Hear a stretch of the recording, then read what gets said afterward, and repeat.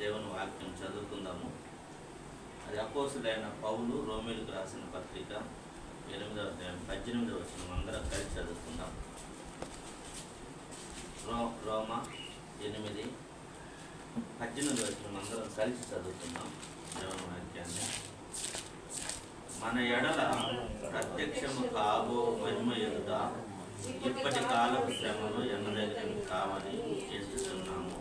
ఆమె ప్రార్థన చేసుకున్నాం. ప్రేమ కలిగిన దయగలిగిన తండ్రి, నీ కృపలోని సన్నిధానంలో మా దేవ, నీ బిడ్డల మధ్య చిన్న మందగా కూడినైనా నిన్ను ఆరాధించడానికి చేరి ఉండగా పరిశుద్ధాత్మ తండ్రి మాతో మీరుండండి. మా మంచి బోధకుడు అయి మాకందరికీ ఉదయకాలంలో బోధించమని, సమస్తము మర్యాదగా క్రమముగా జరుగులాగిన కృప దయచేయమని నజరేయుడైన యేసుక్రీస్తు నామంలో ప్రార్థన చేస్తున్నాము తండ్రి.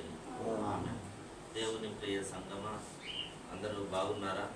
యేసుక్రీస్తు నామంలో అందరికీ వందనాలు చెల్లిస్తున్నాను. ఈరోజు మన అంశం ఏమంటే పరిపూర్ణత కొరకు ప్రయాసపడదాం. పరిపూర్ణత కొరకు అరాకొరగా మన పరిపూర్ణత, మన విశ్వాస పరిమాణం కొద్దిగా తక్కువగా ఉంటే ఈరోజు పరిపూర్ణత కొరకు మనం ప్రయాసపడదాం. మన అంశము పరిపూర్ణత కొరకు ప్రయాసపడదాం. మనమందరము పరిపూర్ణంగా మారడానికి, దేవుని విశ్వాసంలో పరిపూర్ణత సాధించడానికి మనం అందరం ప్రయాసపడాలి. ఈరోజు అనేక మంది మనం చూస్తుంటాం టీవీ మెసేజ్ల్లో కానీ మరి చూస్తూ ఉంటాము. నేడు టీవీలలో చాలామంది క్రీస్తుని అంగీకరిస్తే చాలు, సమస్యలు ఉండవు, మీకు అన్నీ సక్రంగా సవ్యంగా జరిగిపోతాయి, మరి రోగాలు పోతాయి, సువార్త పేరిట ప్రకటిస్తూ ఉంటారు. ఇవంతా ఇవి యేసుక్రీస్తుకు కానీ ఆ బోధలు లేఖనానుసారమైనవి కావు. ఇవి లేఖనానుసారమైనవి కావు. దేవుని నమ్ముకుంటే మీకు డబ్బులు వస్తాయి, దేవుని నమ్ముకుంటే మీకు ఉద్యోగాలు వస్తాయి, దేవుని నమ్ముకుంటే మీకు కోటీశ్వరులు అయిపోతారు, లగ్జరీగా ఇవన్నీ దేవుడు చెప్పినట్టు కాదు. దేవుడు ఎప్పుడు ఆ మాటలు చెప్పలేదు, మనం గుర్తించుకోవాలి. ఎవరిని దేవుడు అలాగూ పిలిచలేదు, ఆయన ఎవరిని పిలిచలేదు. ఎందుకంటే దేవుని వాక్యం ఏం చెప్తాది అంటే, అయితే అనేక శ్రమలు అనుభవించి మనము దేవుని రాజ్యము ప్రవేశించాలని అపోస్తలుల కార్యములు 14:22లో ఆ మాట అన్నారు. మనము పరలోక రాజ్యానికి వెళ్ళాలా అంటే, పరిపూర్ణులుగా కావాలంటే అనేక శ్రమలు అనుభవించి పరలోక రాజ్యం వెళ్ళాలని అపోస్తలుల కార్యం 14:22 వచనంలో చెప్తూ ఉన్నారు. మరి శ్రమలు అనుభవించాలనేది, మరి క్రీస్తు యేసునందు సద్భక్తితో బ్రతకను ఉద్దేశించి వారందరూ హింస పొందుదురు అని మరి ఎక్కడ ఉందంటే తిమోతి రాసిన 2వ పత్రిక 3వ అధ్యాయం 12వ వచనంలో ఉన్నారు. ఈరోజు అనేక మంది నీకు ఆశీర్వాదాలు వస్తాయి, నీకు శ్రమలు రావు, నీకు ఇబ్బందులు కలుగుతాయి, నీ బిడ్డలకు పెళ్ళిళ్ళు అవుతాయి, చదువుకుంటారు, నీ ఇల్లు కట్టుకుంటావు. ఇవన్నీ బోధలు, ఇవన్నీ దేవునికి ఇష్టమైన బోధలు కాదు, వాక్యానుసారమైన బోధలు కాదు. అవి దేవుడు అలాగ ఎప్పుడూ చెప్పలేదు. నువ్వు దేవుని నమ్ముకుంటే ఇవే జరుగుతాయని ఆయన ఎక్కడ బోధించలా. ఆయన బోధనలు ఎక్కడ కూడా ఆ మాటలు లేవు. ఇక్కడ దేవుని వాక్యం అపోస్తలుడైన పౌలు గారు ఏం చెబుతున్నారు, అపోస్తలుడైన పౌలు ఏమి బోధిస్తాడంటే, ఇవన్నీ పత్రికల్లో అపోస్తలుల కార్యంలో చూస్తే మరి అనేక శ్రమలు అనిపించి మనం పరలోక రాజ్యం పోవాలన్నది. రెండవది వచ్చేసి తిమోతి రాసిన పత్రికలో యేసుక్రీస్తు సద్భక్తితో బ్రతకను ఉద్దేశించి వారందరూ ఏం చేయాలంట, హింస పొందుతారంట. దేవునిలో బాగా బ్రతకాలనుకుంటే మరి హింసలు ఎదురైతే ఈరోజు మనం అవన్నీ చూస్తూ ఉండాలి. మరి క్రీస్తు యేసునందు విశ్వాసం ఉంచడం మాత్రమే గాక ఆయన పక్షంలో శ్రమ అనుభవం మనకు అనుగ్రహించబడింది అంట. ఇక్కడ క్రీస్తు మహిమ ఎదుట విశ్వాసం ఉంచడం మాత్రమే కాదంట. నువ్వు దేవుని పైన విశ్వాసం ఉంచడం మాత్రమే కాదు, ఆయన పక్షముగా శ్రమ పడుట కూడా మనకు అనుగ్రహించబడిందని ఫిలిప్పీ రాసిన పత్రిక అపోస్తలుడైన పౌలు 1:30లో ఆ మాట ఉన్నది. చూడండి, ఆ మాట చదవండి. ఫిలిప్పీ 1:30లో ఆ మాట ఉన్నది చూడండి. ఆ మాట ఎంత చక్కగా ఉంటుంది. ఈ లేఖనాలు మనకు స్పష్టంగా తెలియజేస్తా ఉన్నాయి. ఏం చేయాలను, ఎక్కడ మనం శ్రమలు పడకుండానే క్రీస్తునందు విశ్వాసం ఉంచుట మాత్రమే కాక ఆయన పక్షంన శ్రమపడుటయు మనకు అనుగ్రహించబడి ఏంది, దేవుని పక్షముగా మనకు శ్రమపడుట అనుగ్రహించబడిందంట. ఈరోజు శ్రమలు వస్తున్నాయంటే నువ్వు దేవునిలో ఉండవని లెక్క. నువ్వు శ్రమలు వస్తున్నాయంటే నువ్వు పరిపూర్ణుడిగా మార్చబడుతున్నావు అని లెక్క. శ్రమలు వచ్చినాయంటే చాలా మంది ఏమనుకుంటారంటే వాడు ఏం పాపం చేసినాడు, వానికి ఇన్ని శ్రమలు వచ్చినాయి అనుకుంటారు. ఏం ఇబ్బందులు వచ్చినాయి, ఏమి ఇబ్బందులు వచ్చినాయి అంటే మనం ఏమనుకున్నాం, ఒక గబామని మనకు వచ్చే మాట ఏమి, వీడు ఎంత పాపం చేశాడు అనుకున్నాం. కానీ యేసుక్రీస్తు ప్రభుల వారు ఒక మాట చెప్తున్నాడు. ఆ అపోస్తలుడైన పౌలు ఫిలిప్పీయులకు రాసిన పత్రికలో, అవి ఆయన పక్షముగా విశ్వాసం ఉంచడం మాత్రమే కాకుండా ఆయన పక్షముగా మనకు శ్రమలో అనుగ్రహించబడినాయి. ఈ దినాన దేవుని ప్రియ సంగమా, ఈరోజు నువ్వు శ్రమలు పడుతూ ఉంటే నువ్వు ఏదో పాపం చేశావని నువ్వు కృంగిపోవద్దు. నీవు దేవునిలో పరిపూర్ణత చెందుతున్నావని నువ్వు గుర్తుపెట్టుకోవాలి. నీకు సమస్యలు వస్తున్నాయంటే నువ్వు దేవునిలో నువ్వు నిలబడినావని మనం గుర్తుపెట్టుకోవాలి. యేసుక్రీస్తు ప్రభుల వారు ప్రజల ఇబ్బందులను తొలగించడము, డబ్బులు వస్తాయి, రోగాలు పోతాయి, మరి సమస్యలన్నీ పోతాయి అని యేసు ప్రభు ఏ సువార్తలోనైనా చెప్పినాడా?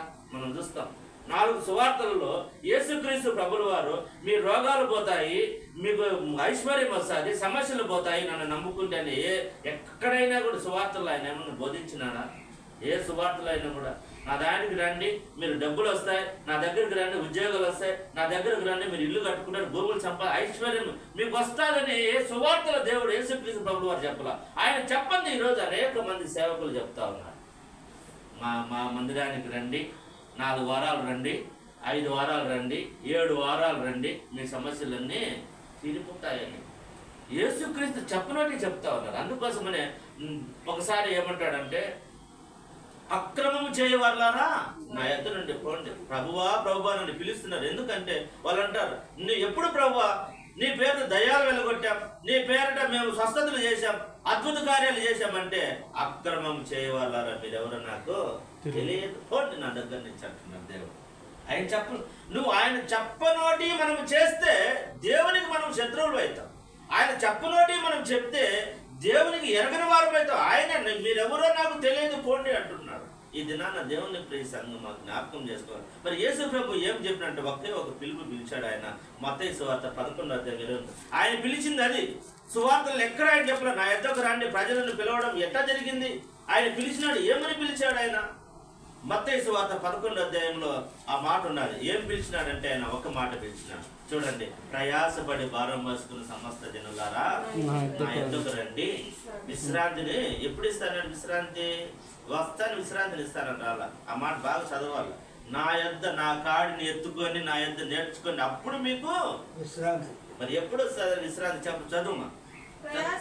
ప్రయాసపడి భారం మోసుకున్న సమస్త జనులారా నా యొద్దకు రండి, నేను మీకు విశ్రాంతి కలగజేతును. నేను సాత్వికుడను, దీన మనసు గలవాడను కనుక మీ మీద నా కాడి ఎత్తుకొని నా యొద్ద నేర్చుకునుడి, అప్పుడు మీకు విశ్రాంతి ఇస్తాం. విశ్రాంతి ఎట్లా వస్తుంది మీ ప్రాణాలకు? ఎప్పుడు మీకు నెమ్మది వస్తుంది? ఎప్పుడు మీకు మీరు సమాధానంగా ఉంటారంటే ఆయన యొద్ద నేర్చుకుంటే. ఆయన కాడిని మోయాల. ఆయన కాడి అంటే ఏంది? ఆయన కాడి సులభము. ఆయన పరిచర్య చేయాలా. ఆయన పెట్టే శ్రమలకు, ఆయన వదిలిపెట్టిన శ్రమలను అనుభవించాలా. కాడి మోయడం అంటే సులభముగా, మరి మడక దున్నడం అంటే సులభమా? కాడి మోయడం అంటే నీతో పాటు ఆయన కూడా మోస్తాడు కాబట్టి నీకు సులభంగానే ఉంటుంది. కానీ అవమానాలు, నిందలు ఇవన్నీ ఎదురైతాయి. యేసు ప్రభుకి ఎదురుగా లేదా? యేసు ప్రభుని హింసించలేదా? యేసు ప్రభును దూషించలేదా? యేసు ప్రభును కొట్టలేదా? ఇవన్నీ ఎలాగూ జరుగుతాయి? నీవు యేసుక్రీస్తుని వెంబడించినప్పుడు ఆయనకి ఏం జరిగాయి అవి కూడా నీకు జరుగుతాయి.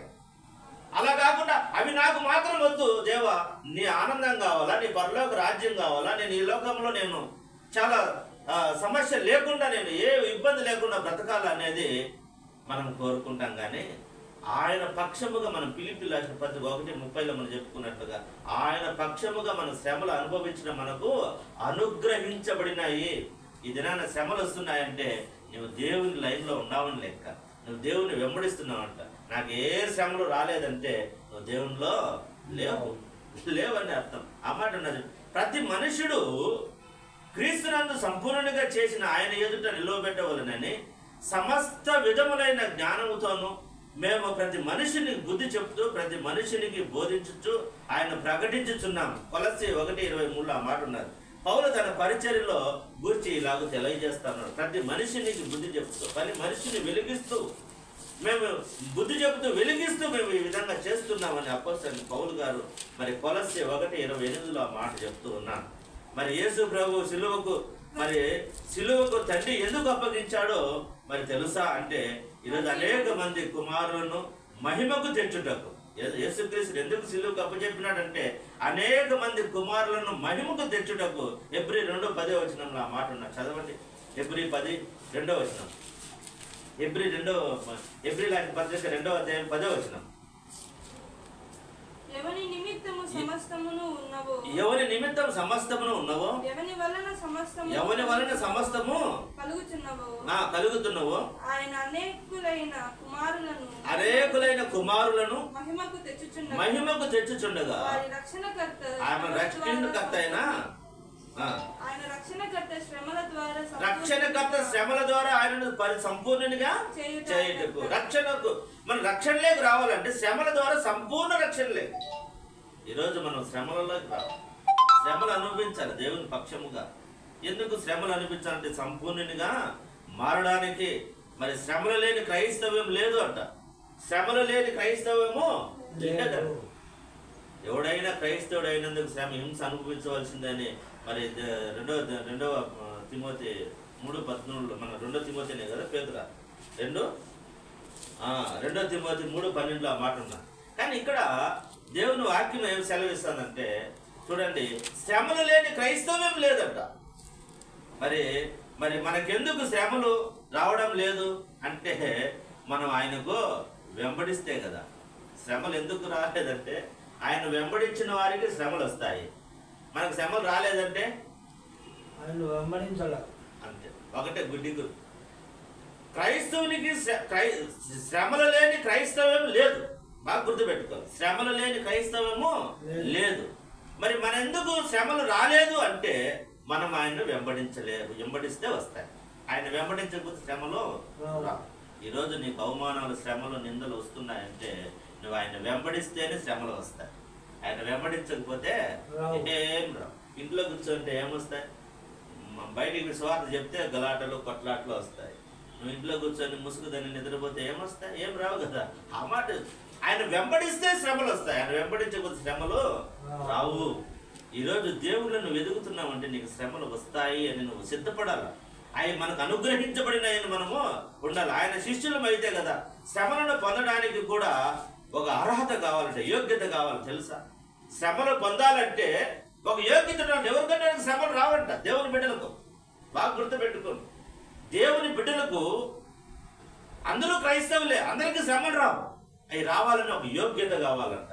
ఆ యోగ్యత అపోస్తలుల కార్యం 5:41 ఉన్నా చూడండి, ఎంత బాగున్నా. ఒక శ్రమలు రావాలన్నా కూడా దేవుని పక్షముగా నీకు శ్రమలు రావాలి, హింసలు రావాలంటే ఒక యోగ్యత కావాలి. ఈరోజు పగడాల ప్రవీణకు శ్రమలు వచ్చినాయంటే ఆయన యోగ్యత కలిగిన వాడు.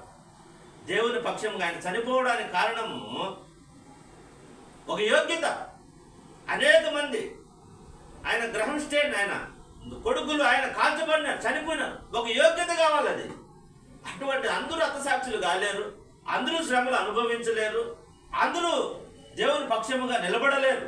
అది ఒక యోగ్యత, ఒక అర్హత కావాలి నీకు. శ్రమలు అనుభవించాలంటే ఆయన పక్షముగా. మనం ఈరోజు శ్రమలు వస్తున్నాయని దిగులు పడకూడదు. ఆ మాట ఉన్నది అపోస్తలుల కార్యం 5:41 చదువునా.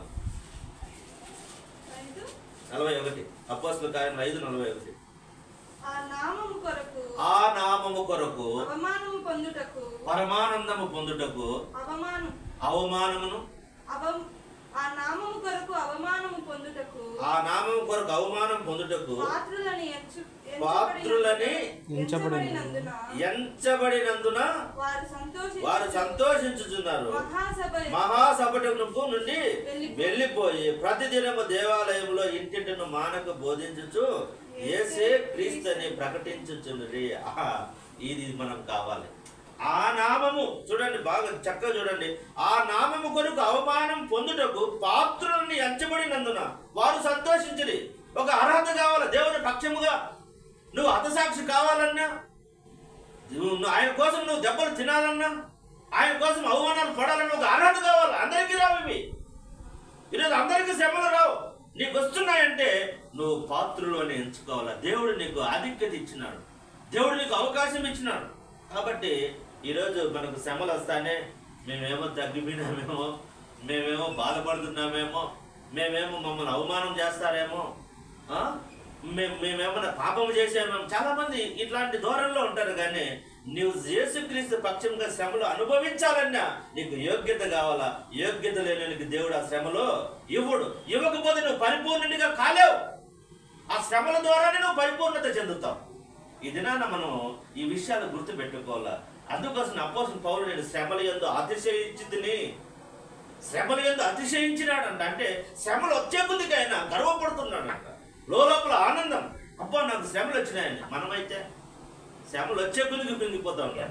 శ్రమలు వచ్చే కొద్దికి అట్టడుకు మనం కుంగిపోతా ఉంటాం. కానీ మనం అలా ఉండకూడదు. శ్రమలు వచ్చే కొద్దికి దేవుని ఎట్ట చేయాలా? అతిశయించాలా. నీకు లాటరీ తగిలినట్టు ఆనందపడాలి నువ్వు. మరి ఈరోజు మనం ఆనందపడుతున్నామా? ఒకసారి ఆలోచన చేస్తాం.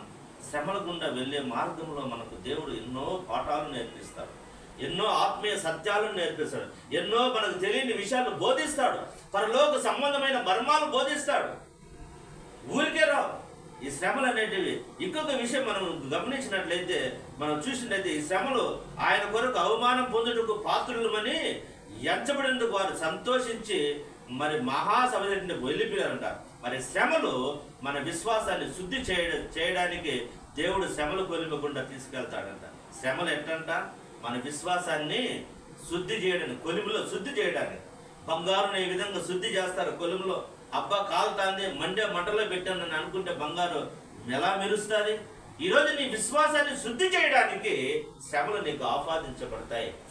ఆయన ఎవడైతే ప్రేమిస్తాడో ఆ ప్రేమించిన కుమారునే దండిస్తాడు ఆయన. నీకు బాగా అర్థమవుతుందా? ఏ తండ్రి అయితే ఎవరిని ఎక్కువగా ప్రేమిస్తాడో ఆ కుమారుని ఎక్కువ తిడతాడు, ఎక్కువ దండిస్తాడు. ఎందుకు? బాగుపడాలని. ప్రేమించిన కుమారుని వదిలేస్తాడు. అది నాకు ఎందుకు లేపని. ఈరోజు మన తండ్రి కూడా అంతే.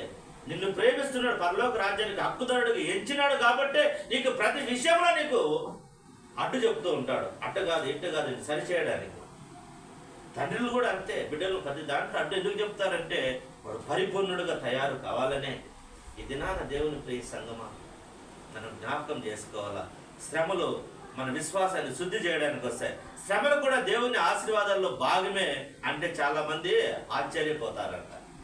శ్రమలు ఎందుకు వస్తున్నాయంటే ఆశీర్వాదాలలో ఒక భాగం అంట.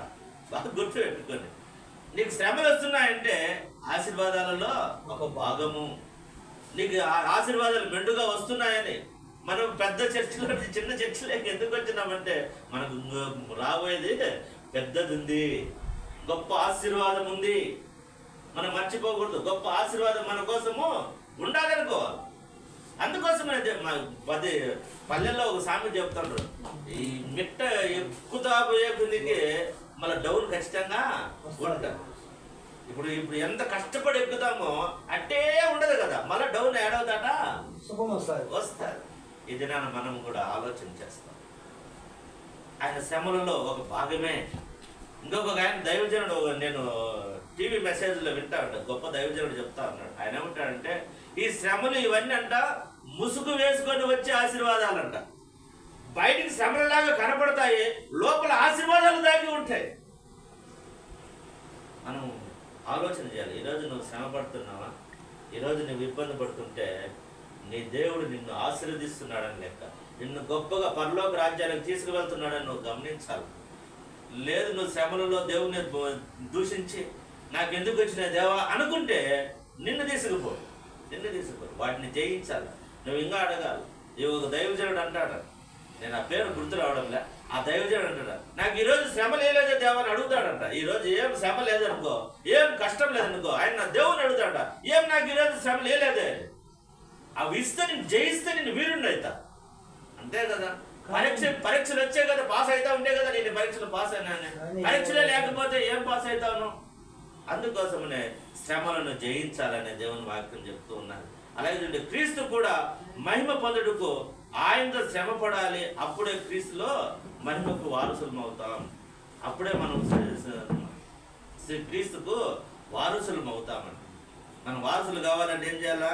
క్రీస్తు కూడా శ్రమలు అనుభవించాలి. ఆయనతో శ్రమ పడాలి. అప్పుడే క్రీస్తు మహిమతో వారసులం అవుతాం. మనం పొందబోయే మహిమతో పోలిస్తే మనకు వచ్చే శ్రమలో లెక్కలేకి రావు. ఇదే ఇప్పుడు పత్రిక పాఠం.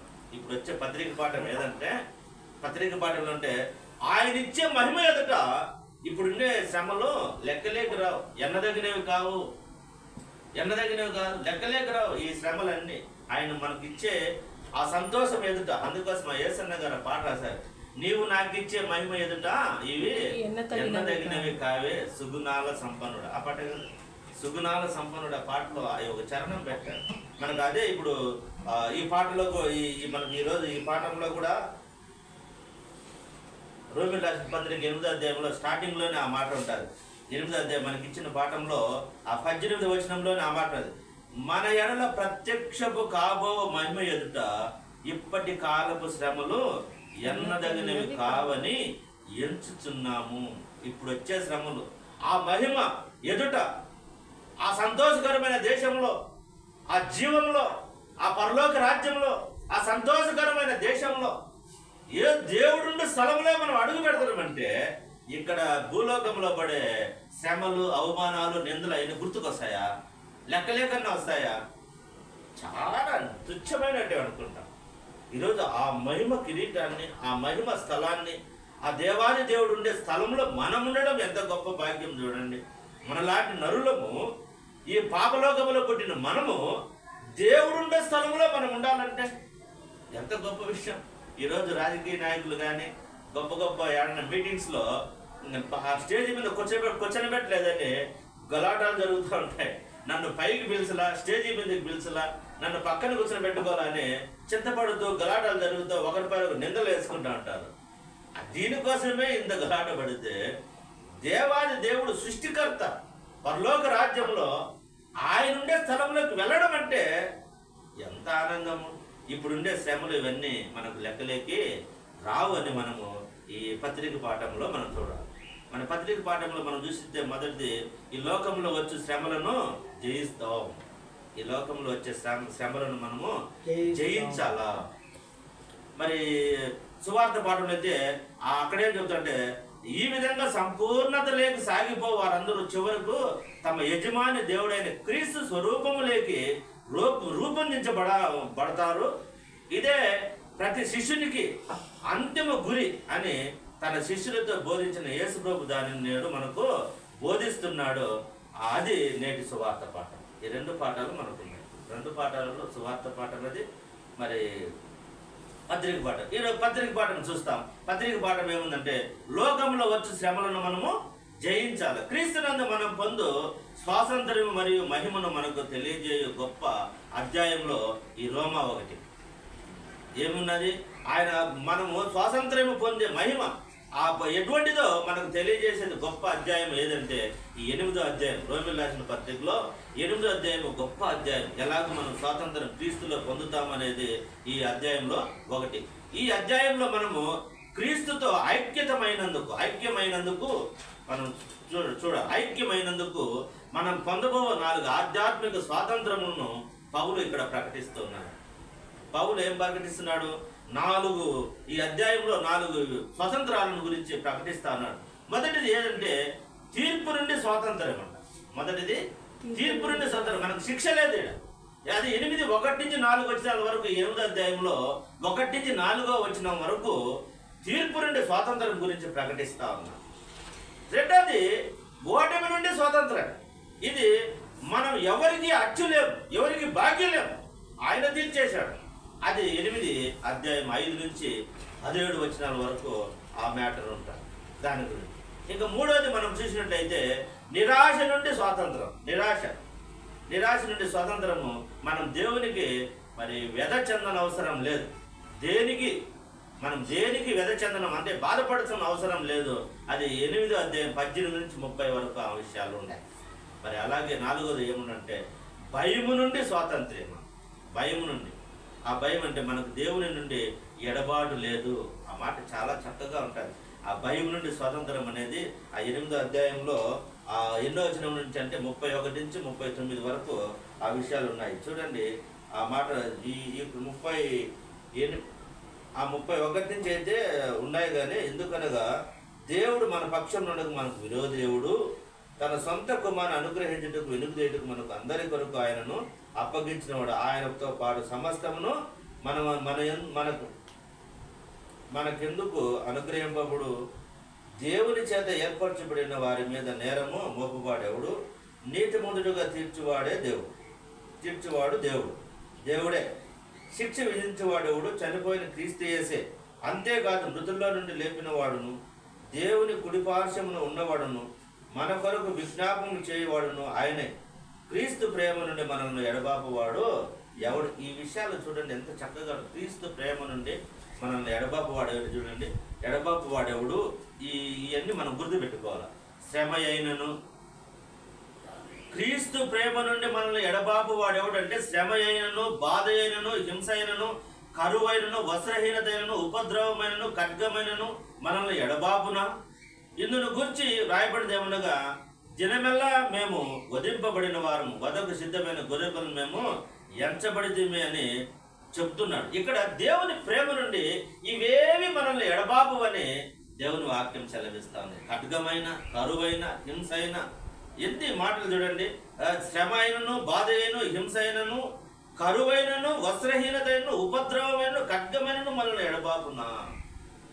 బట్టలు లేవన్నీ వస్త్రహీనత, ఖడ్గము, కరువు ఏమొచ్చినా దేవుని ప్రేమ నుండి మనల్ని ఎవరు దూరము చేయలేరు. ఇప్పుడు అన్నం ఆకలి అయితే దేవుని ప్రేమ నుండి దూరం అయిపోతామా? బట్టలు లేవు, సరైన బట్టలు లేవు అనే దేవుని ప్రేమ నుండి దూరం అయిపోతామా? ఖడ్గం వస్తుంది అనేది మనల్ని దేవుని ప్రేమకు దూరం అయిపోతామా? హింసలు వస్తాయని దేవుని ప్రేమ నుండి దూరం అయిపోతామా? ఆ ప్రేమను మనము పొందుకుంటానే ఉంటాం. ఎప్పుడు దూరం అయిపోతామంటే ఎప్పుడైతే పాపం చేస్తామో, ఎప్పుడైతే దేవునికి అవిధేయత చూపిస్తామో, అప్పుడు దేవుడు మనల్ని ఏం చేస్తాడో పక్కన పెట్టేస్తాడు, దూరం చేస్తాడు. అంతే కదా. మన బిడ్డలు ఎవరైనా ఉంటారు, వాడు బురదలో నుంచి ఎక్కి వస్తే మనం తెల్ల సట్టు జరుపుకుంటే నాయన ఎక్కించుకో అంటే పైన ఎత్తుకుంటామా? ఎత్తుకుంటా. ఎట్టుంది? ఎందుకు ఎత్తుకోం? ఉంది. అది కట్టుకొని రాబోరా నాయన, నిన్ను ఎత్తుకుంటా. నువ్వు అవన్నీ అది నీట్గా స్నానం చేసి రాబో, నేను నిన్ను ఎత్తుకుంటా, భుజాల మీద కూర్చొని పెట్టుకుంటా. ఇప్పుడైతే కూర్చొని పెట్టుకోలేదు. ఇప్పుడు ఎందుకు కూర్చొని పెట్టుకోలేదు? నాకు తెల్ల షర్ట్లు ఉన్నాయి, నాకు మంచిగా నా స్నానం చేసిందా, నువ్వు బురదలో నడిచి వచ్చినావు, నేనంటే ఎత్తుకుంటా. అవుతుంది కదా. అందుకోసం నేను దేవుడు ఏమంటాడంటే, ఈ ప్రేమ నుండి ఎవడు ఎడబాపలేడు. ఎవరిని ఎప్పుడు ఎడబాపుతాడంటే, ఎప్పుడైతే నువ్వు పాపంలో పడతావో నిన్ను దూరం దేవుడు పెడతాడు. నీ పాపం తీసివేసుకొని వస్తే, ఆ పాపం ఒప్పుకొని ఆయన దగ్గర కడిగేసుకొని వస్తే వాళ్ళ తిరిగి నిన్ను చేర్చుకుంటాడు. ఇది నాన్న ఆ మాటలు చెప్తున్నారు క్రీస్తు ప్రేమ నుండి. మరి క్రీస్తు కొరకు పౌలు అనుభవించిన శ్రమలు ఎవరూ అనుభవించి ఉండరంట. దేవుని కోసము ఆయన అనుభవించిన శ్రమలు ఎవరు అనుభవించరండి, ఎవరు అనుభవించలేదంట. ఈరోజు చూడండి, దేవుడు నా కొరకు నువ్వు చాలా శ్రమలు పొందాలి, వస్తావా అని మనల్ని అడిగితే మనలో ఎంతమంది సరే అంటాము? ఒక విషయం ఈ మాట బాగా గుర్తుపెట్టుకోవాలి. దేవుడు ఈరోజు మనకు ప్రత్యక్షమయ్యి నా కొరకు నువ్వు చాలా శ్రమలు అనుభవించాలి, వస్తావా అని మనల్ని అడిగితే మనలో ఎంతమంది సరే అంటాం? అయ్యా నా పక్షముగా పలానా శ్రమ ఉండాలి, నువ్వు అనుభవిస్తావా, ఈ ఇబ్బందులు పడాలి, వస్తావా అని దేవుడు అడిగితే మనము వెళ్తాము. ఎంతమంది సరే వస్తామంటాం? దేవా నీవిచ్చే ఆశీర్వాదాలు కావాలా, నీవిచ్చే దీవెనలు కావాలి, కానీ ఈ శ్రమలు, ఈ కష్టాలు ఇవన్నీ మాకు వద్దు అని. మరి ఈ వద్దంటే అవి ఎట్టదిస్తాడు ఆయన దేవుడు? అది ఆలోచించాడు. అందుకోసం ఈరోజు అడుగుతున్నాను మన అందరినీ, నా కోసం నువ్వు శ్రమలు అనుభవించడానికి వస్తావా? రాలేమంట. రాకపోతే పరలోక రాజ్యము చూడలేదు. అందుకోసం శ్రమలు అనుభవించాలా, వస్తావని. అందుకోసమే శ్రమలు, బంధకములు యెరూషలేములో తన కోసం కాచుకొని ఉన్నాయని కూడా అపోస్తలుడైన పౌలు వెనక్కి తేలేదే. అయ్యా నీ కోసం శ్రమలు ఉన్నాయి, నీ కోసం ఆడ బంధకాలు ఉన్నాయి యెరూషలేములో అంటే ఆయన కూడా అమ్మ నేను భయపడిపోలే, నేను తప్పించుకొని పోతాలే అనలా. ఎవరు? అపోస్తలుడైన పౌలు. ఆయన ధైర్యంగా అక్కడికి వెళ్ళాడు. ఈ దినాన మనం కూడా ధైర్యంగా ఈ లోకంలో శ్రమను అనుభవించాలి, ఎదుర్కోవాలి, దేవుని కోసము నిలబడే వారిగా ఉండాలి. ప్రాణం మీదకి వచ్చిన మనము వెనకకు తెగకుండా, ఆయనకు తెలియకుండా ఏమైతుంది అన్ని ఆయన చూసుకుంటాడు. తన ప్రాణమును రక్షించుకున్నవాడు దానిని పోగొట్టుకున్నాడు. నా కోసం తన ప్రాణమును పోగొట్టుకున్నవాడు దానిని రక్షించుకున్నాడు. కాబట్టి దేవుని కోసం ప్రాణం పోగొట్టుకోవడానికైనా మన వెనుకకు తీయకూడదు అనేది అపోస్తలుడైన పౌలు ద్వారా మనము తెలుసుకోవాలి. ఆయన బంధకాలు ఇవన్నీ ఉన్నాయని కూడా వెళ్తానన్నాడు. 20వ అధ్యాయం చూడండి, అపోస్తలుల కార్యములు 20వ అధ్యాయము 23, 24 వచనాలలో ఆ మాట ఉన్నది. చూడండి ఎంత చక్కగా రాయబడిందో. అపోస్తలుల కార్యములు 20వ అధ్యాయము 23, 24 వచనాలలో ఆ మాట ఉంది. బంధకములను శ్రమలను నా కొరకు కాచుకొని ఉన్నవని పరిశుద్ధాత్మ ప్రతి పట్టణంలోను నాకు సాక్ష్యం ఇస్తున్నాడని తెలియను. అయితే దేవుని కృపా సువార్తను గురించి సాక్ష్యం ఇచ్చుట యందు పరుగు నేను ప్రభువైన యేసు వలన పొందిన పరిచర్యను తుద ముట్టింపు వలె నా ప్రాణము నాకెంత మాత్రము ప్రియమైనదిగా ఎంచుకోలేదు. దేవుని సువార్త ప్రకటించాలని నా ప్రాణాన్ని ప్రియమైనదిగా ఎంచుకోలేదు అంటున్నాడు. ఎంత గొప్ప ధన్యత, ఎంత గొప్ప త్యాగము. అపోస్తలుడైన పౌలు గారి గురించి ఆయన చదివితే ఆయన పడిన త్యాగాలు, ఆయన పడిన కష్టాలు, ఎంత ప్రయాసపడినాడు, ఎంత ఇబ్బంది పడినాడు దేవుని కోసం. ఎన్ని పత్రికలు రాశాడు? 14 పత్రికలు. ఆయన అర్థం ఆయనే రాశాడు. 27 ఉంటే అర్థం ఆయనయే ఉన్నాయి. ఎంత కష్టపడినాడు. నీకు అక్కడ నీకు బంధకాలు ఉన్నాయి, మరణం ఉందన్నా కూడా ఆడికే పోయినాడు. నాకెంత మాత్రం ప్రియమైనది ఎంచుకోవాలి. ఈరోజు దేవునితో శ్రమలో మరి అపోస్తలుడైన పౌలు గారి వల్ల పరిచర్య చేయాలంటే చేస్తామా? ఆలోచన చేస్తాం. మన పూర్వీకులు వాళ్ళు సాక్షికరంగా జీవించినారు, ఏ విధంగా బ్రతికారో మనకు చూపించినారు లేఖనాల ద్వారా. మనం ఈరోజు చేయలేకున్నాం, ఆ పరిచర్యను చేయలేకున్నాం. మన కుటుంబము, మన కుటుంబము, మన దేహం, మన శరీరము, మన ప్రాణం ఇవన్నీ గుర్తొస్తాయి. చంపేస్తారేమో, కొట్టేస్తారేమో, ఈ దీంట్లోనే మునిగిపోతాను. ఏడికి పోతే ఏం చేస్తారు అనేది. కానీ ఆ కాలంలో కూడా, మొదటి శతాబ్దంలో కూడా ఇవన్నీ ఉన్నా కూడా ఆయన వెళ్ళినాడు, పరిచర్యను సాగించినట్లు మనం అక్కడ చూడగలం. మరి కాబట్టి కూలిపోయిన మన విశ్వాసాన్ని, మన సంఘమును, మన కుటుంబాన్ని కట్టుకోవడానికి ఈరోజు ప్రారంభిస్తాము. నేటి సువార్త పాఠంలో దేవునికి ఇదే పిలుపు. ఈరోజు కూలిపోయిన మన విశ్వాసాన్ని కట్టుకోవాలా అనేది ఈరోజు సువార్త పాఠంలో ఉన్నది. సువార్త పాఠం లూకా సువార్త మరి 6వ అధ్యాయము 36 నుంచి 42 వచనాల్లో మనకి ఇవ్వబడిన ఈ సువార్త పాఠంలో యేసు మాటలకు విధేయులం అవుదాం. దీని అంశం ఏమంటే యేసు మాటలకు విధేయులము అవుదాం. అంటే విధేయత చూపిస్తాం. యేసు చెప్పిన మాటలకు విధేయత చూపించాలి.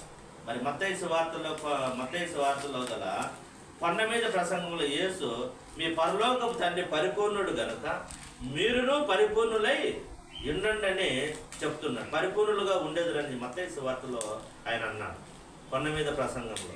మరి లూకా సువార్తలో మరి గల మైదానంలో ఈ కొండ మీద చెప్పింది అది. మైదానంలో ఈ ప్రసంగంలో ఏమంటున్నాడంటే, ప్రసంగంలో సిద్ధుడైన ప్రతి వాడును తన బోధకుని వల్లే ఉండును అన్నాడు. సిద్ధుడైన వాడు. మరి లూకా సువార్త 6:40లో ఆ మాట ఉన్నది. చూడండి, లూకా సువార్త 6వ అధ్యాయము 40వ వచనంలో ఆ మాట ఉన్నది.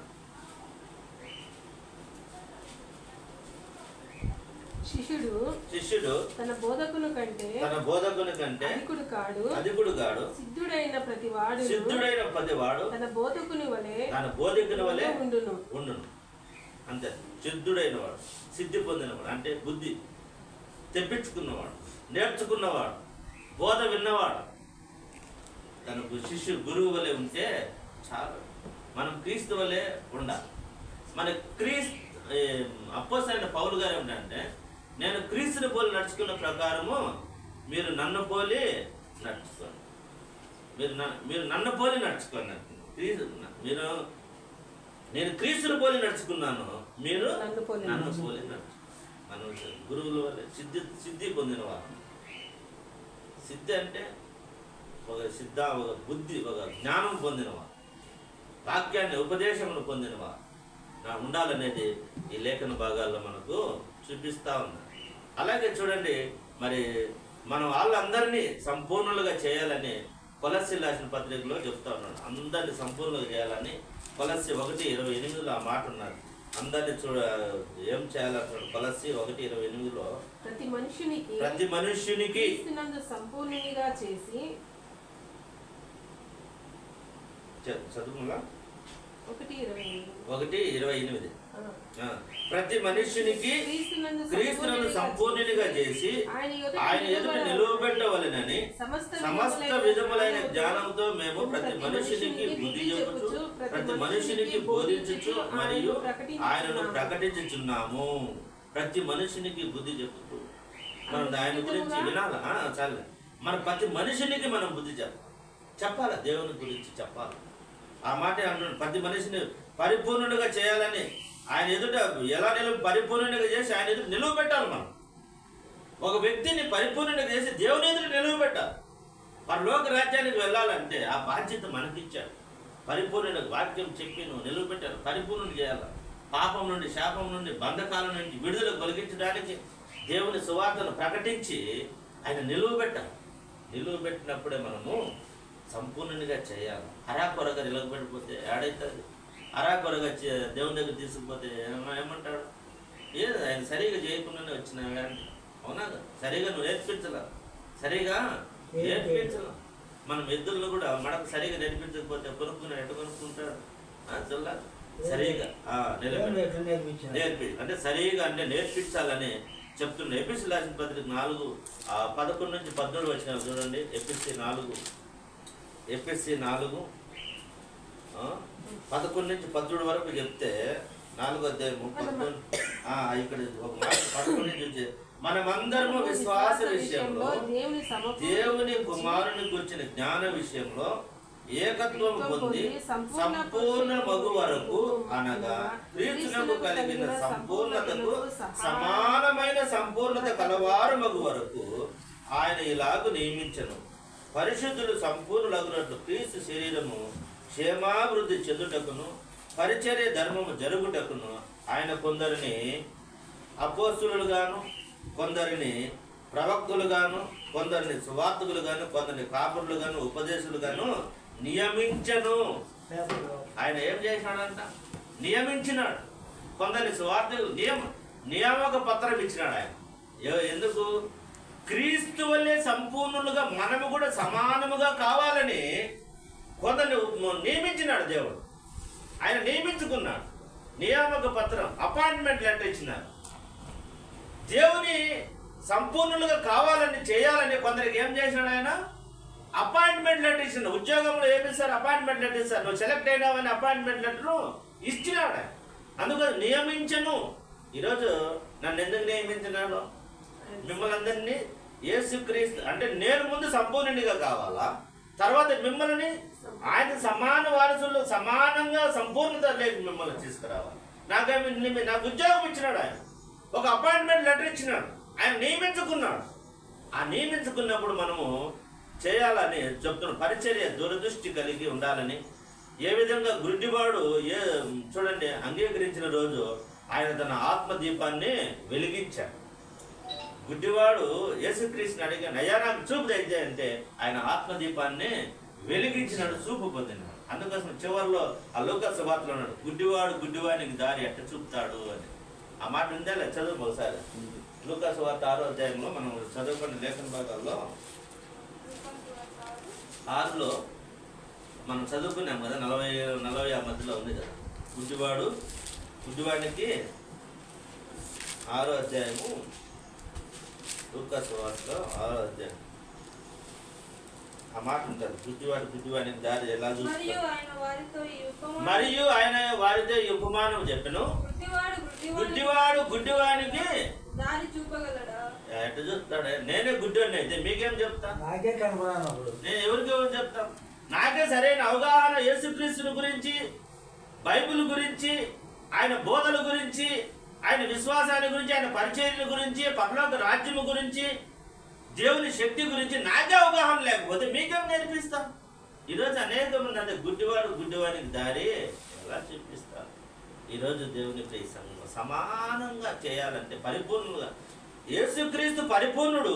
ఆయన సమాన పరిపూర్ణతలోకి మనం రావాలి అంటే మనల్ని ఒక అపాయింట్మెంట్ ఇచ్చినాడు, నియమించినాడు ఆయన.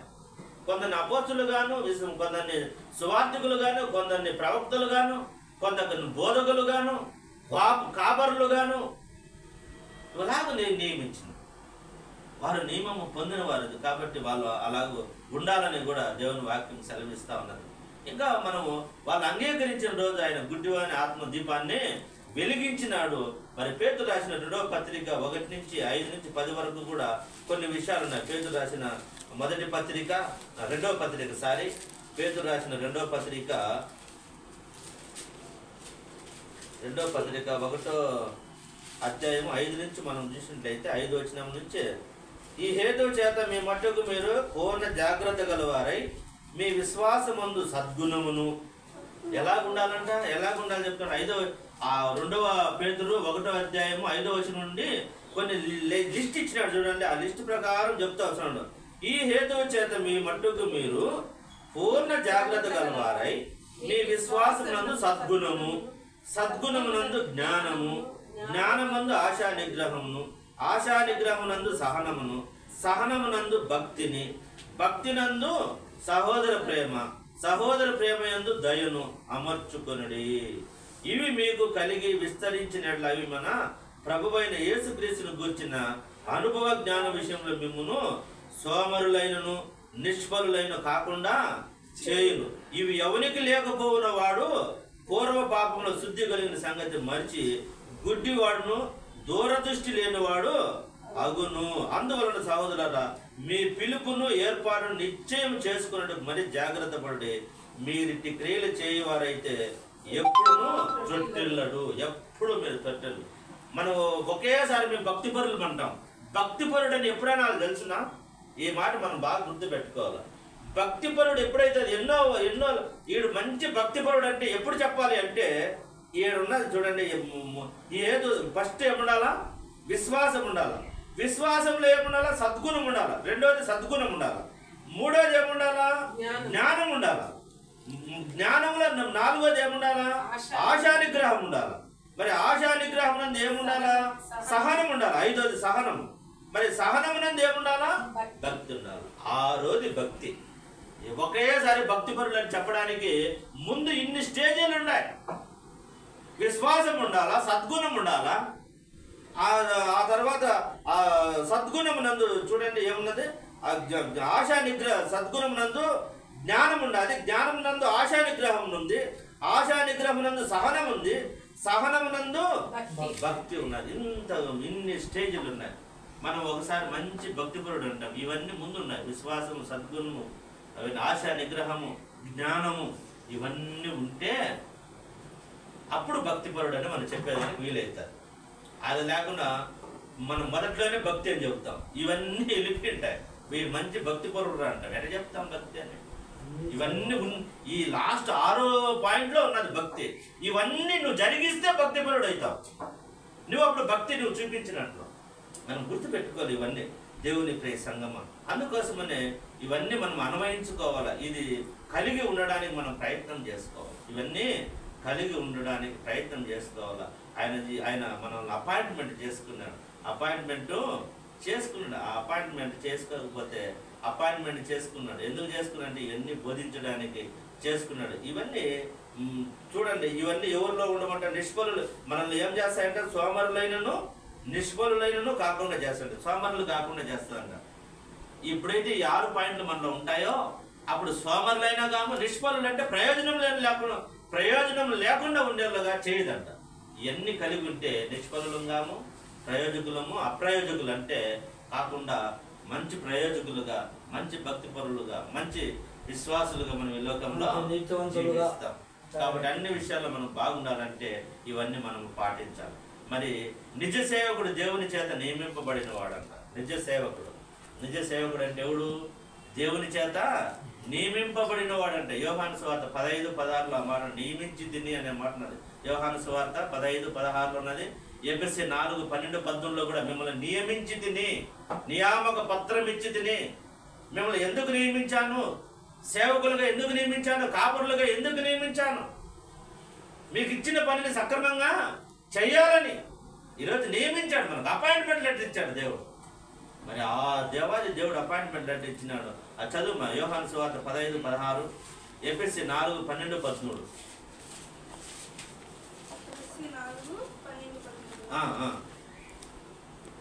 12-13. మనమందరము విశ్వాస విషయంలో దేవుని కుమారుని గూర్చి జ్ఞాన విషయంలో ఏకత్వము పొంది సంపూర్ణ పురుషుల మగు వరకు అనగా క్రీస్తునకు కలిగిన సంపూర్ణతకు సమానమైన సంపూర్ణత కలవార మగు వరకు ఆయన ఇలాగూ నియమించాను. ఎందుకు నియమించినాడు? మనను ఆయన ఇలాగూ నియమించినాడు. అదే యోహాను సువార్త 15:16 కూడా ఆ మాటే ఉన్నాడు. చూడండి, యోహాను సువార్త 15:16 కూడా మిమ్మల్ని నియమించింది అనే మాట ఉంటుంది. 15:16 కూడా మీరు నన్ను ఏర్పరచుకోలేదు, తండ్రిని ఏం అడుగుతుందో ఆయన మీకు అనుగ్రహించినట్లు మీరు వెళ్ళి ఫలించినట్లు మీ ఫలము నిలిచి ఉండుటకును నేను మిమ్మల్ని ఏర్పరచుకొని నియమించి తిని మిమ్మల్ని ఏర్పాటు చేసుకొని నియమించాను. పలాని ప్లేస్ లో నువ్వు ఉండాలా, పలాని ఉద్యోగంలో నువ్వాలంటే, పలాని బోధకుడుగా, పలాని సేవకుడుగా నువ్వు ఉండాలని అపాయింట్మెంట్ లెటర్ ఇచ్చి పంపించాడు దేవుడు. నియమించుకున్నాడు. మరి నియమించుకున్నాడు. ఎందుకు నియమించినాడంటే మూడు విషయాల కోసం మనల్ని నియమించాడు. ఒకటి, సంఘ క్షేమాభివృద్ధి కోసం మనల్ని నియమించాడు. సంఘము క్షేమాభివృద్ధి చెందడానికి నియమించినాడు. రెండోది, పరిచర్య ధర్మం జరిగించడం కోసం మనల్ని నియమించాడు. ఎందుకు ఆయన నియమించినాడు? ఎందుకు మనం ఉద్యోగంలో పెట్టుకున్నాడు దేవుడు అంటే, ఒకటి సంఘ క్షేమాభివృద్ధి కోసము, పరిచర్య ధర్మం జరిగించడానికి కోసము, అంటే శిష్యులుగా తయారు చేయడం కోసము. మూడోది వచ్చేసి పరిశుద్ధులను సంపూర్ణులుగా చేయడము. పరిశుద్ధులుగా ఉంటారు వారు, సంపూర్ణులుగా మార్చబడాలి. అరాకొరగా పరిశుద్ధులుగానే నిలిచిపోకూడదు, ఇంకొక స్టేజీలోకి రావాలి, ఇంకొక మార్పు చెందాలి. ఎట్ట మార్పు చెందంటే పరిపూర్ణులుగా చేయాలా, పరిపూర్ణ విశ్వాసం రాలా, అరాకొరగా ఉండాలా, పొదువులతో ఉండకూడదు, పరిపూర్ణంగా ఉండాలని దేవుడు మనల్ని నియమించుకున్నాడు. ఉద్యోగంలో అపాయింట్మెంట్ చేసుకున్నాడు. ఆ ఉద్యోగంలో సరిగా చేయకపోతే డిస్మిస్ చేసేస్తాడు, ఉద్యోగాన్ని పీకేస్తాడు. ఆ ఉద్యోగాన్ని హోషేయ గ్రంథంలో మాట ఉన్నాడు చూడండి, ఈ జ్ఞానాన్ని విసర్జించు వారిని తీసేస్తానని చెప్తున్నా. హోషేయ 4:6 ఆ మాట ఉన్నాడు. దేవుడు ఉద్యోగులు నియమిస్తాడు, సరిగా చేయకపోతే మాకు ఈ గవర్నమెంట్ ఏం చేస్తారు, ప్రభుత్వాలు ఏం చేస్తారు, సరిగా ఉద్యోగం చేయకపోతే దేవుడు కూడా తీసేస్తాడు. హోషేయ 4 దానియేలు పక్కన ఉంటాడు చూడండి. హోషేయ 4:6 చూడండి. నా జనులు జ్ఞానం లేని వారై నశించుచున్నారు. నీవు జ్ఞానమును, దేవుని జ్ఞానాన్ని విసర్జించుచున్నావు. నాకు యాజకుడు కాకుండా నేను నిన్ను విసర్జింతును. నీవు నీ దేవుని ధర్మశాస్త్రం మర్చితివి గనుక నేనును నీ కుమారులను మరుతును. అంత నిన్ను నియమించింది ఆయనే, ఇప్పుడు విసర్జించేది కూడా సరిగా పని చేయకపోతే. నా జ్ఞానాన్ని నువ్వు విసర్జిస్తున్నావు. నేను చెప్పింది చెప్పలే, నీ జ్ఞానాన్ని బోధిస్తున్నావు, మానవ జ్ఞానాన్ని. నా జ్ఞానాన్ని బైబిల్లో ఉంచాను, వాక్యంలో ఉంచాను, ఇది చదివి వాళ్ళకి చెప్పంటే నీ జ్ఞానం నువ్వు చెప్తూ ఉండవు. నా జ్ఞానాన్ని నువ్వు విసర్జించినావు, నా మాటలు నువ్వు మర్చిపోయినావు, నీ మాటలు చెప్తూ ఉంటావు. చాలా మంది వింటూ ఉంటావు. దేవుని వాక్యం చెప్పేటప్పుడు వాళ్ళ గురించి ఇంత చెప్పి దేవుని గురించి ఇంత చెప్తా ఉంటావు. నా జ్ఞానాన్ని నువ్వు విసర్జించినావు కనుక నిన్ను నేను విసర్జిస్తున్నాను అంటే తీసేస్తున్నాను. నీ ఉద్యోగంలో నుంచి తీసేస్తున్నా. అపాయింట్ చేసింది ఆయనే, సరిగా చేయకపోతే ఉద్యోగం తీసేసేదే. ఈ దినాన మనం దేవుని జ్ఞానాన్ని సంపాదించుకున్నాం. ఆ జ్ఞానంలో మనం పరిపూర్ణులుగా మార్చబడాలి. పరిపూర్ణులుగా మార్చబడాలంటే శ్రమల గుండా వెళ్ళాలి. ఆ శ్రమలు పడాలన్నా కూడా మనకు దేవుని అనుగ్రహం ఉండాలి. మనం అనుకుంటాం ఈయనకి ఒకటి పోతే ఒకటి కష్టాలు వస్తాయి అంటే దేవుని అనుగ్రహం ఉంది కాబట్టి కష్టాలు వస్తాయి. దేవుడు అనుగ్రహం లేకపోతే కష్టాలు రావు. కష్టాలు రావు. కాబట్టి ఇది నాన్న జ్ఞాపకం చేసుకున్నాం. మనం పరిపూర్ణులుగా కావాలంటే దేవుని శ్రమలలో మనం పాలివారు కావాలి. యేసుక్రీస్తు కూడా శ్రమల ద్వారా పరిపూర్ణుడుగా మార్చబడినాడు. ఈరోజు మనము కూడా పరిపూర్ణులు కావాలంటే శ్రమలు వచ్చినప్పుడు మనం ఏం చేయాలా? శ్రమలు వచ్చినప్పుడు ఏం చేయాలా? అతిశయించాలన్నా, దుఃఖపడి ఏడ్స్ మూలం కూర్చోాలి. శ్రమలు వస్తున్నాయంటే నువ్వు దేవునిలో ఉండవని లెక్క. నీకు ఇబ్బందులు వస్తున్నాయంటే దేవుడు నిన్ను ఎన్నుకున్నాడు అని లెక్క. నీకు శ్రమలు వస్తున్నాయంటే నా రాజ్యాన్ని నువ్వు హక్కుదోడడం అని లెక్క. ఆ శ్రమలలో నువ్వు ఓడిపోకూడదు. ఆ శ్రమలు వచ్చినప్పుడు నువ్వు ఓడిపోకూడదు. వాటిని జయించినప్పుడే నీకు కిరీటం వస్తుంది. అవునా కదా? మన పరుగు పందెంలు జయిస్తేనే, మొదట వస్తేనే కదా కిరీటం ప్రైజ్ ఇచ్చేదే. లాస్ట్ ఇస్తాడా ఎవడన్నా? ఎప్పుడు ఈరోజు మనం ఆ అతిశయ కిరీటాన్ని ఆ పరలోక రాజ్యానికి వెళ్ళాలంటే ఈ శ్రమలు మనకు వస్తున్నాయంటే మనము దేవుని చేత ఏర్పాటు చేయబడినాం. దేవుడు మన పక్షంగా శ్రమలు అనుగ్రహించినాడు. వాటిని ఎదుర్కొన్నాం. వాటిని మనం ఒక్కరమే భరించాల్సిన మన శ్రమలను మనతో పాటు దేవుడు కూడా వస్తాడు. అందుకే నా కాడి సులువు అన్నాడు, నా యొద్ద నేర్చుకోండి అన్నాడు. ఆయన దగ్గర నేర్చుకున్నాడు. ఆయన మనతో కూడా కష్టపడతాడు. ఆయన ఒక్కడే మనం వదిలిపెట్టడు. నువ్వు ఒకటివే పోయేసి కష్టాలు పడిపోయినప్పుడు మనతో కలిసి ఆయన కూడా శ్రమ అనుభవిస్తాడు. మరి అటువంటి కృప, అటువంటి భాగ్యం దేవుడు మనందరికీ దయచేయను గాక. ఆమేన్.